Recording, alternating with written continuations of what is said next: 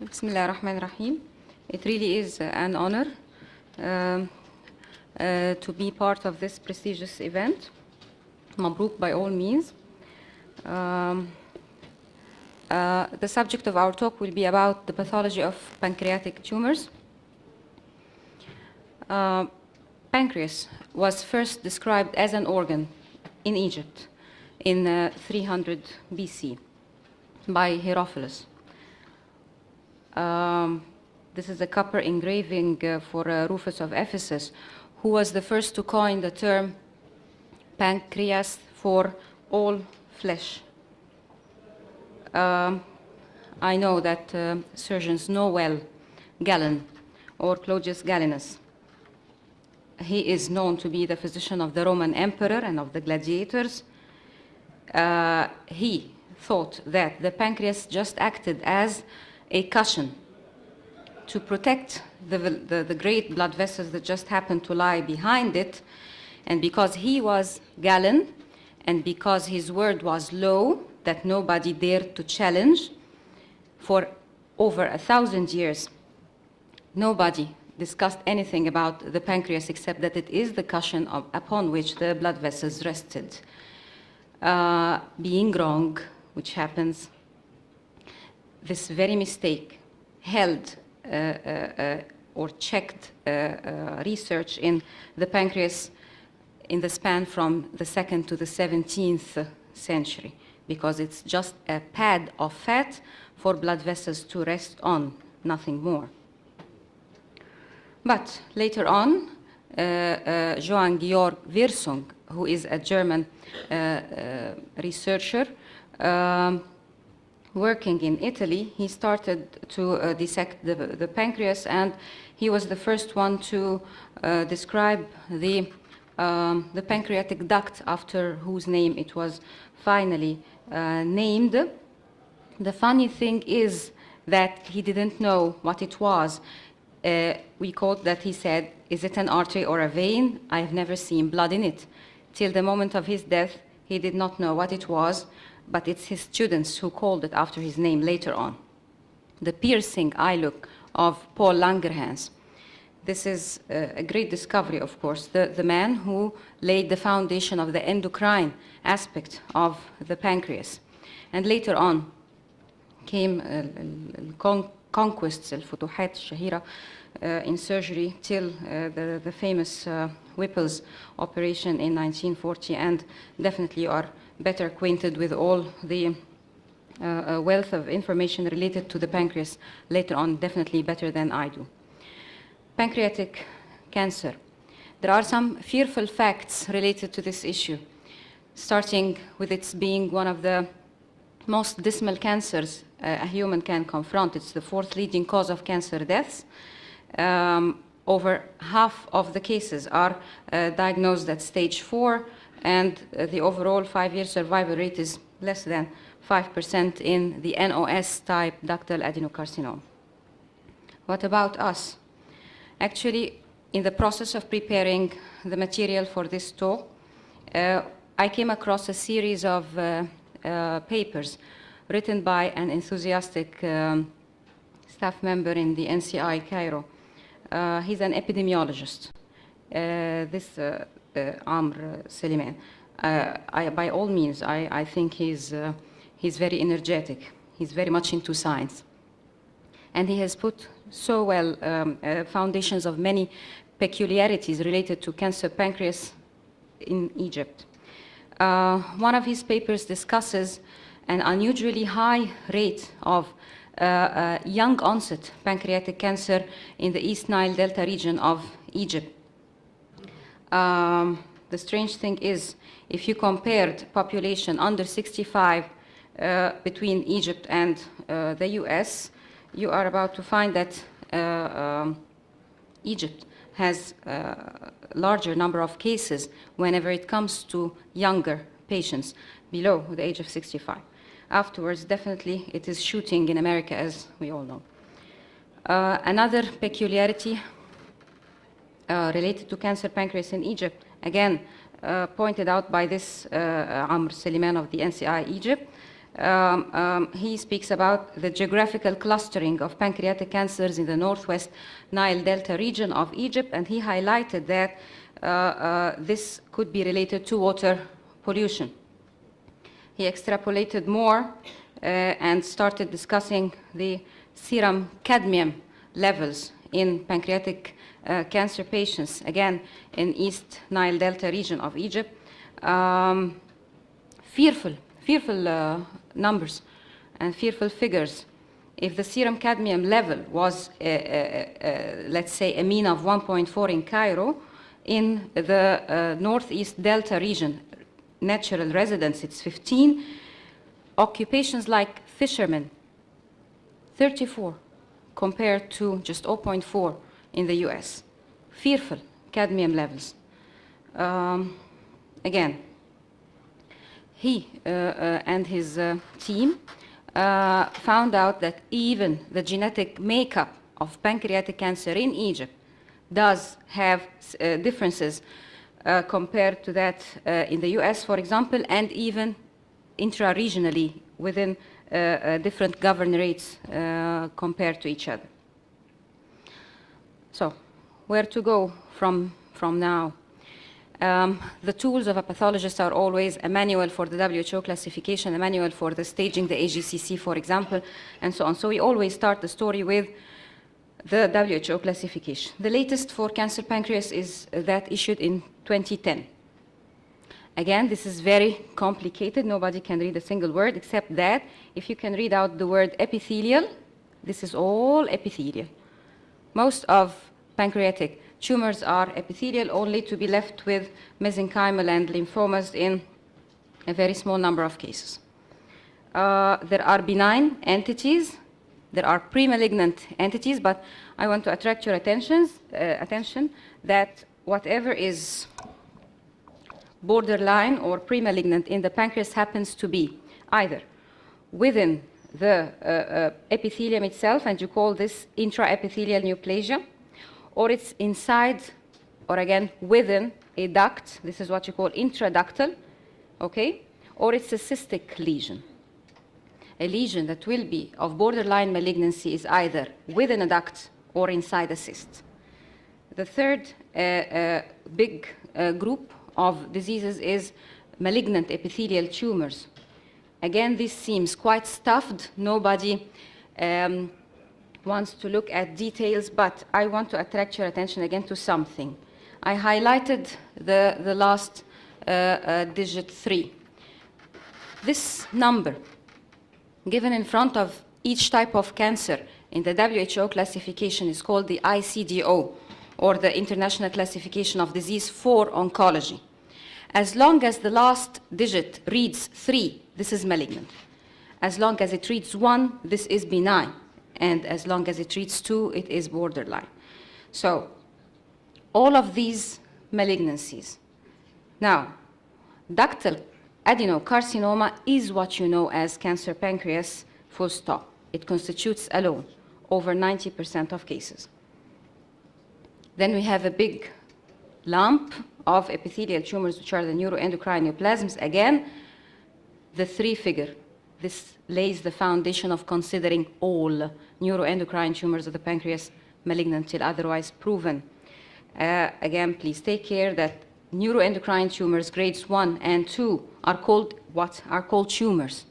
But when we move forwards, it's a carcinoma. So we still consider a grade 1 and 2 neuroendocrine tumors rather than carcinomas. Then we have mesenchymal, then we have lymphomas, then we have secondaries. I think that coming across the subject of cancer of the pancreas happens to ring the bell of cystic pancreatic lesions, which is of great importance to my mind. If we classify cysts of the pancreas broadly, we'll find that the most frequent ever is the pseudocyst, which is an inflammatory type of cyst. And we have the infectious, we have the congenital, and the subject of our talk, neoplastic cysts of the pancreas, or pancreatic tumors appearing as cysts. This is a nice illustration that I will keep coming back to every now and then. It's nice in the way that it's not just written or illustrated in an artistic way. You will see later that every single detail in this illustration has a meaning, including the site of the cyst, including how it looks, and maybe its number. This is a more colorful version of the same picture, but it elaborates more.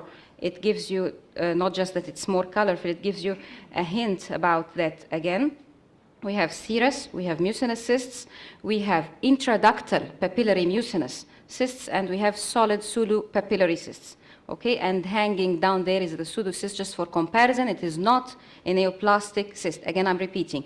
1 serous, 2 mucinous, 3 intraductal papillary mucinous, and 4 solid pseudopapillary. What I said is an addition in the next drawing is that it further subdivides the intraductal papillary into a main duct type and a side branch type, both of which still lie within the duct of the pancreas. The WHO classification of cystic pancreatic tumors, not tumors in general, again highlights the same 1, 2, 3, and 4 I've just mentioned: serous, mucinous, intraductal, and pseudopapillary. Okay, serous, mucinous, intraductal, papillary, and solid pseudopapillary tumors. Biologically, the WHO classification includes 3 types of cysts. I'm repeating. Histologically, there are 4: serous, mucinous, intraductal, and pseudopapillary. But biologically, they are either definitely benign, borderline, or they are malignant cysts. Golden rule is consider all cystic neoplasms at the very least borderline malignant, if not frankly malignant. All cysts are incriminated till otherwise proven. The serous tumors, to start with, that's why I said that the drawing has a meaning. This is the cyst I'm talking about. We are encircling it. It only lies in the body or tail. It only is present in a female. And this is the central scar that the books describe. It's present there. All right? So when you put everything together, radiology and pathology and everything, you may come out with a good diagnosis at the end. Mucinous cystic neoplasms, and this is what we highlight here. They are always in the body or in the tail, again, almost exclusively in women. And as the diagram depicts, oligolocular, as they say. This is the famous intraductal papillary mucinous neoplasm. What I want to highlight here is that the type that arises in the main duct carries up to 92% risk of transforming to malignant adenocarcinoma. The type that arises in a side branch duct, you can wait and you can observe, given that it is of a small size and that there are some alarming features lacking. The solid pseudopapillary neoplasm, I came across this nomenclature, Franz tumor or Hamoudis tumor, and I don't know to whom it goes back. But again, this is a young female in her in her late 20s or maybe in the 30s. It's a big mass, and this is it. It can arise anywhere. Is there a value for the cyst fluid for me as a diagnostician? Yes, there is. You sirs can send us 2 tubes, one to be analyzed biochemically and one to be analyzed cytopathologically. And you measure cyst fluid, amylase, and carcinoembryonic antigen in the fluid. If the aspirate contained a high amount of amylase, this is either a pseudocyst or it is a cyst that is related to the duct system, like an intraductal mucinous tumor like IPMN. If the CEA or the carcinoembryonic antigen is high, this straight away indicates mucinous and at least borderline, if not malignant, tumor. CEA high in mucinous, a marker called CA72-4 high in borderline and malignant, amylase high in pseudocysts as a rule, and in anything related to the duct system like the intraductal papillary mucinous neoplasm. Radiologists send us specimens from aspirates, from pancreatic cysts. If I read it as malignant, it's most probably a malignant lesion. That is because cytologic diagnosis of a malignant cyst carries up to 100% specificity. If there were cells enough to judge as malignant, then it is malignant. The problem is, if there were cells that looked kind, am I justified to say that this is a benign lesion? Absolutely not, because of the wide range of atypia that I can encounter, from the very kind to the very wicked. So it's a good positive, but it's not a good negative test. Second thing, which is to my mind is a very important point, is the access, how we do access the cysts. Cysts within the pancreatic head through the ultrasound, endoscopic ultrasound way, are going to be accessed through the duodenum, and those from the body and tail from the stomach. It is not at all unlikely that part of the lining of the stomach or of the duodenum becomes pushed and comes to me in the analysis. And I read it then as full of mucus, because you know that the mucosa of the stomach or of the duodenum is full of mucus. And then I am to issue my report, it's a mucinous neoplasm. The solution out of this dilemma is for me to make more homework, to familiarize myself more with how the duodenal and gastric mucosa are apt to look like under the microscope. And number two, the mucin itself, how it looks like under the microscope. So a cytology report from an aspirate from a pancreatic cyst can read any of the following. One, suspicious or just malignant. And I can issue the report saying this is a mucinous cyst, in case I saw mucin, and in case guys in the clinical pathology department said that it has a high CEA reading. They enforced my findings when I saw mucin. And I can issue the report non-mucinous when I am confident that I saw no mucin, and again, pals or friends in the clinical pathology department say the carcinoma embryonic antigen is low or it's indeterminate and this is a problem. If I said malignant, you have to resect, I think. And if we said non-mucinous, you observe. It is, if you saw a mucinous or indeterminate, this is debatable.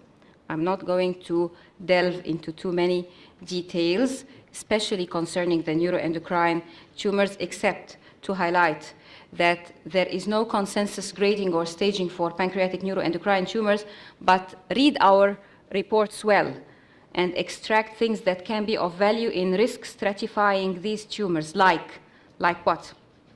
Like its size, like its mitotic activity, like the vascular invasion. This will help you better stratify pancreatic neuroendocrine lesions. The take-home messages are, we do have peculiar features for pancreas carcinoma in Egypt. Cystic neoplasms present a perfect opportunity for timely intervention and preventing a catastrophe. Cytology and biochemistry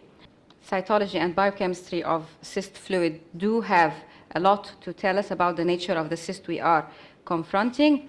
And in case you want to know the nature of the neuroendocrine tumor you are having in the pancreas, then it is not a grade 1, 2, 3 issue. It is measure the size, see if it invades through the vessels, the nerves, measure how many mitotic figures, and so on. Thank you very much.